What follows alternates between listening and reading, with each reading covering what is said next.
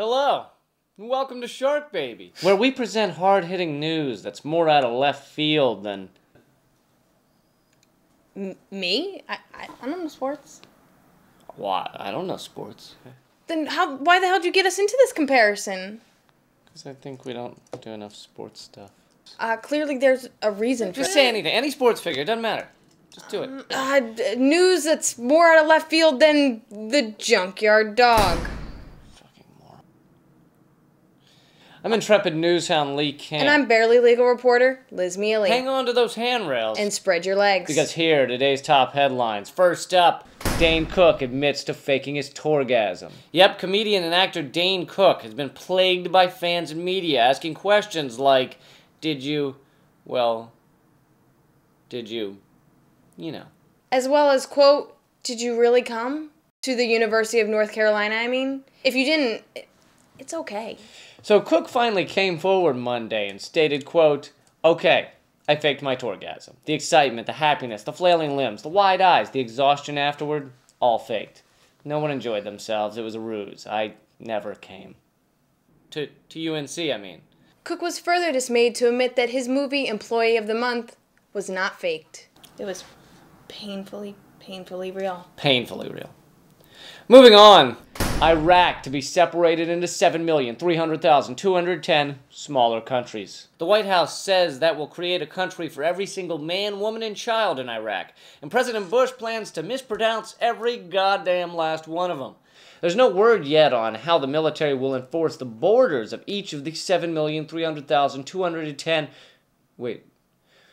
209, 208, 207, 206, 207. Oh, someone had a baby. Next up, Lee turns to camera 2. No, that's not a headline. No, That's a news story. it says it right there. That's not news. It is news. It just happened. It just happened. In fact, it's breaking news. This just in. Nobody wants to know that.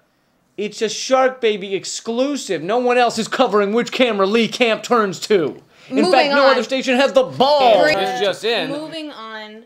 Drunk guy frustrated by unrequited shove. Following the unrequited shove outside a Wisconsin bar Friday night, drunk man Greg Bailey yelled, quote, "One day I'll make you shove me." In local news. Area bunny rabbits, lucky keychain horrifying to fellow rabbits. Local bunny rabbit Abram Jeppers was shocked to find that his lucky keychain disgusted his friends and family Wednesday when it fell out of his pocket at his cousin's wedding. Many of the bunnies present screamed and scattered, pushing to get out of the way of the severed leg on a chain. In a strange twist, the following day, elder bunny Marvin Terratelli, 22, announced he was certain the rabbit's foot belonged to him. Terratelli does indeed only have 2 remaining legs. When asked how he knew the foot was his, he pointed out that it still had his brown loafer on it. Also in the news, man left with many questions after being asked when he's due. The man, 45-year-old New Yorker Calvin Pemling, wasn't sure what emotion to have Saturday after the woman next to him on the subway said, "So when you do?" He later said, quote, "Should I be more upset that I apparently look like a woman or that I look pregnant? Is it the way I stand, what I'm wearing? I didn't have the nerve to tell the woman that I'm a man, so I told her 2 months. I'm a girl named Sarah, after my grandmother." And in our final story, woman confuses rape whistle with dog whistle. Area rapist humped to death. That's right, in Cleveland, Ohio, area rapist Jeffrey Erickson tried to manhandle 24-year-old Shirley Dent as she walked to her car. After blowing on what Dent thought was a rape whistle, 41 neighborhood canines arrived on the scene and promptly began team-humping Erickson. Dent said, quote, "It was a very gruesome scene. I almost felt sorry for the guy, although I felt even worse for the officer who had to attempt to draw the chalk outline." Erickson died of wounds suffered during the 73-minute romantic engagement with the dogs. Doctors say it might have been for the best that he passed on, because if he'd lived, it's likely he would have given birth to a litter of 12. That's all for today. I'm intrepid booze hound Lee Camp. And I'm barely legal reporter Liz Mealy. This has been SharkBaby, excreting the news. Good night, and we'll expect your resignation in the morning. Mine? Yeah, yours too.